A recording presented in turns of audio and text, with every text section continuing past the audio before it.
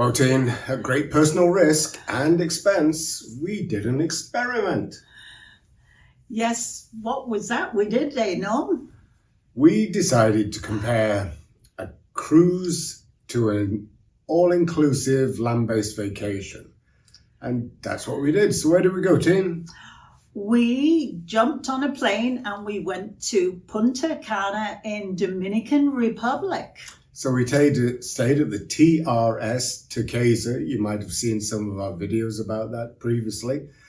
We just wanted to compare what it felt like to be in comparison to a cruise ship, to staying at an all-inclusive resort, and also take a look at the finances as well to see if one was more expensive than the other.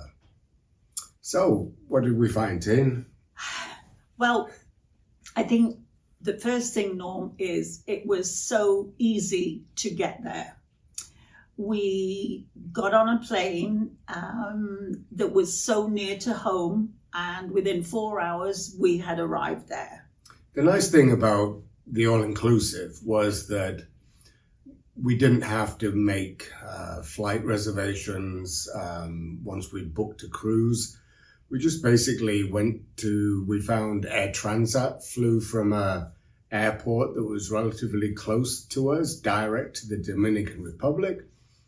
And so we bought an all-inclusive package from them, which included the flights, the airport transfers from the Punta Cana airport to the hotel, and then the hotel back to the Punta Cana airport. And it included all food, all accommodation, and all alcohol.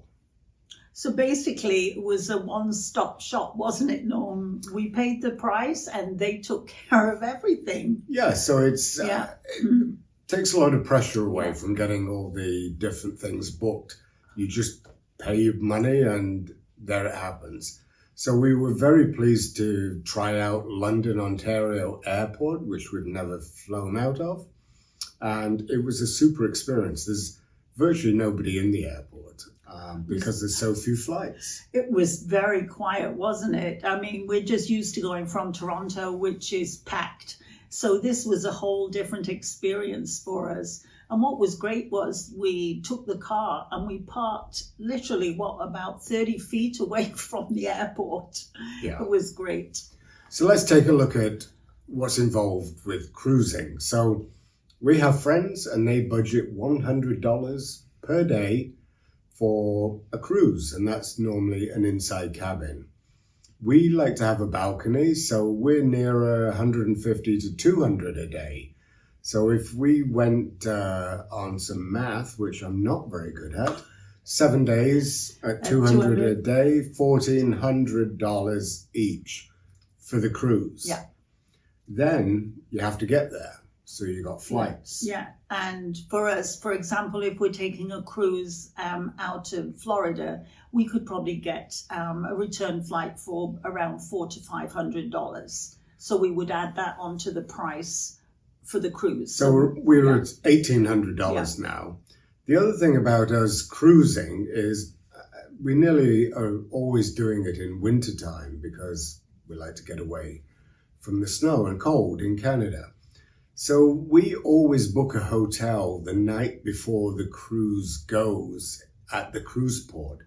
We don't want to be flying in and having a snowstorm or a mechanical failure of an aircraft preventing us joining the cruise. So we have to add that. Yeah. So that's probably another $200 on top of that. Yeah.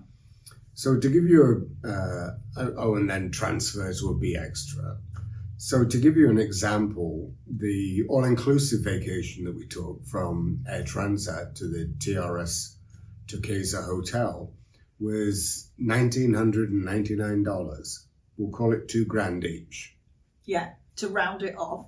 But basically that took care of everything. That included the flight there, the hotel, and everything was included, all the booze and all the food we could eat. And on top of that, Tina, we got Wi-Fi for the whole area, even on the beach and at the other 3 hotels that were part of the complex. We were in an adults only, so the other people in the 3 other hotels couldn't come into ours, yet we could go into there. It also included specialty dining, and that was unlimited. Yeah. Normally at all-inclusives, you only get to get 2. Yeah.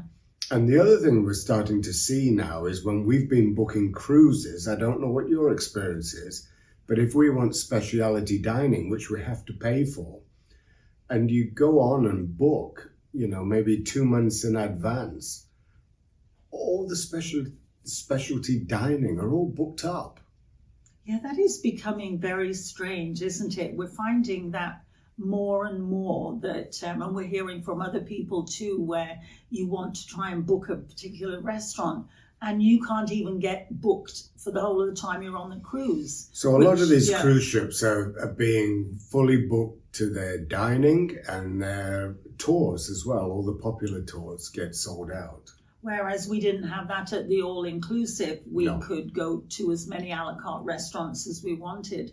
And as Norm said, the Wi-Fi, that was a huge plus for us, having that all the time at the all-inclusive. Because we like to start our day on the balcony because it was warm in the Dominican Republic, even in December. Yeah, it's beautiful. So we play Wordle. Yeah, and we do waffle. And we do spelling bee. And that's how we start the day, over a mug of coffee, isn't it? So on a cruise ship, if we buy Wi-Fi, that only allows one device to be connected to the ship's Wi-Fi. Whereas in the hotel, it was unlimited. Yeah, so we could play against each other, Yep. which was great. Which we do every day at home. Yeah, and we could have both cell phones, all the iPads, everything was connected, which was a huge plus, I think. One other advantage was we had 2 coffee machines in our room in the all-inclusive. Yes. One was a Nespresso, or I call it the George Clooney machine. I know you had great fun with that one, didn't you, Norm? Breaking all the little coffee pots. Yeah, every time Norm put one of the little capsules it crushed it. So we had to keep, I think we threw away more than we drank. And then there was a regular drip coffee maker, and they provided coffee pouches to go in that. On the cruise ship, we only recently discovered on Princess you could ask for a tea kettle and some tea and coffee and creamers. And so we were able to have that on the cruise ship.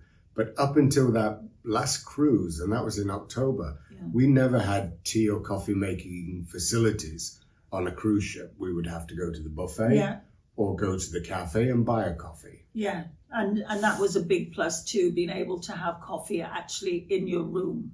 That was great. And the nice thing about the all-inclusive resort is that they do have Starbucks-style coffee stations at a bar, so you can get the cappuccinos. Yeah, they were really nice. And Irish coffees and all that good stuff. And there was no charge for those. Whereas if you were wanting like the Starbucks coffee on a cruise ship, that's not included in any of the packages. You have to pay extra for that. You do? Yeah. So did we get bored as an all-inclusive resort, Tane? I don't think we did, Norm. I would say one of the biggest things was it was very restful. And relaxing. Yes. And it was like you were decompressing. Yes. Whereas on a cruise ship, it can get a bit go from that stress, isn't it? From the point of view of getting to the ports and getting off the ship and all that good stuff. The other thing was this all-inclusive resort that we had, and we were not sponsored for going there. No, we weren't. It only had 300 rooms, so it seems sparse. The hotel wasn't sold out because it was just coming out of the rainy season in December. But we never felt in a crush anywhere. If we were going for food at a buffet, there was no lineups. No lineups. You could just walk straight up everywhere. And no people on the little scooters cutting you off. And if we wanted a burger at the beach grill, we just sat down at a table. They came over. They took our drinks order, they gave us cold bottles of water, and the food was there in a very short period of time. It was like very, very relaxing. In fact, that was the biggest thing, maybe after we'd been there for two or 3 days. Right. It was as if you were completely chilled out and you were reading your book, Norm. Yeah, I enjoyed that. So I read another Steve Berry novel, which I'm starting to get into. That's the second one I've read. And that was nice. We don't need to be entertained. No. We're our own best company, and we love walking on the beach, and we were able to do that for 7 days. Yeah, that was a highlight. You know, the waves lapping at your feet and what have you. It was just wonderful. Yeah, it was. And to see that turquoise ocean as well. Oh, it's beautiful. We didn't need to keep going to another port and another port to keep us amused. No, I think that was possibly one of the biggest pluses for us, that it took away that stress that we just woke up in the morning, had coffee, then we'd have breakfast, we'd go for a walk on the beach. There was none of this, wake up, we've got to have breakfast because we've got to be ready before we get off the ship, and then we've only got 4 hours before we got to get back on the ship. There is a big stress factor with that. There really is. Yeah. So we enjoyed the all-inclusive. We're not saying it will totally replace cruising. We have one more cruise booked that will be going on in a few weeks, but we're putting cruising on hold for us at the time. I seem to come back sick off every cruise. Yeah, that is definitely a negative. We don't like that, do we? Every recent one we've had. And the cuts just in this last year have been quite aggressive by all the cruise ship companies that we've sailed with. Yeah. And it's starting to feel as though we're not getting as good value anymore. We're paying more and getting less. So we're not saying that the all-inclusive is it for us. No. We will put it into the mix of our travel options. And the next big thing that we're going to test out is a land tour. I know, and we're very excited about this one because we're going to be going to Ecuador and the Galapagos Islands. I'm glad you said that, Tim. And we're looking forward to a stay both in the city and in the rainforest, and it does sound incredibly exciting. And that is almost all-inclusive. There are some meals we're not going to get, and there's an element of alcohol involved at dinner times. Yeah. But I think we'll be leaning more towards land tours than the all-inclusives and the cruises, just for the time being. And I think the other thing too, Norm, possibly is that we are looking to incorporate another trip to Portugal, aren't we? We're currently in negotiations with the landlord of a Airbnb. It's not Airbnb, but it's a self-contained apartment in a building. Yeah. And we will probably spend a month in the Algarve. So what we're trying to do is it's like Forrest Gump. He's got his box of chocolates and everyone's different.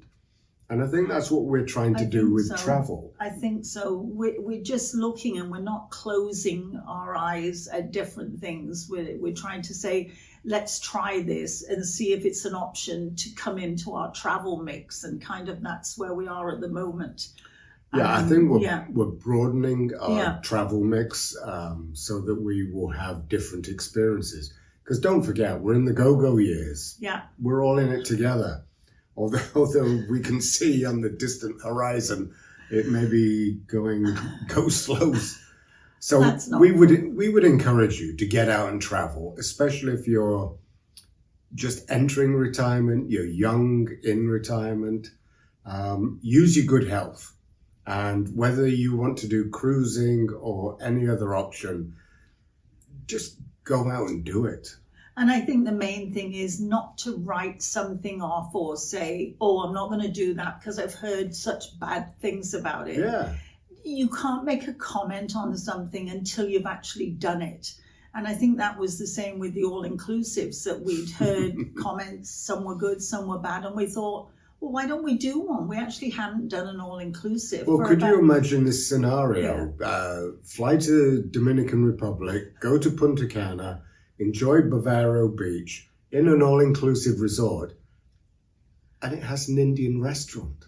Oh, yes, it did, didn't it? And how many of you would say, I am not going to an Indian restaurant? But we got the luxury of that included too, didn't we? We did. And so you do have to broaden your horizon and try different things. So while the cost of a 7-day on a cruise and an all-inclusive that we chose were the same, you have to add gratuities to a cruise. You would have to add alcohol, whether you buy the package or not. And then you would have to have your pre-cruise hotel or transfer from the airport and pay for that as well. And also Wi-Fi too, Norm, because on the cruise, the Definitely. Wi-Fi is not included where it was at the all-inclusive. So we felt as though we had a 5-star experience at this TRS Turquesa in Punta Cana. It was a small resort. Yeah. It wasn't crowded.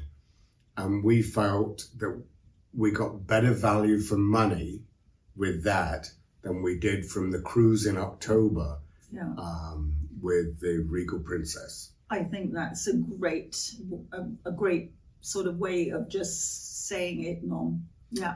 So we hope everybody's keeping well. And staying safe. And until the next time. Bye-bye. Bye-bye.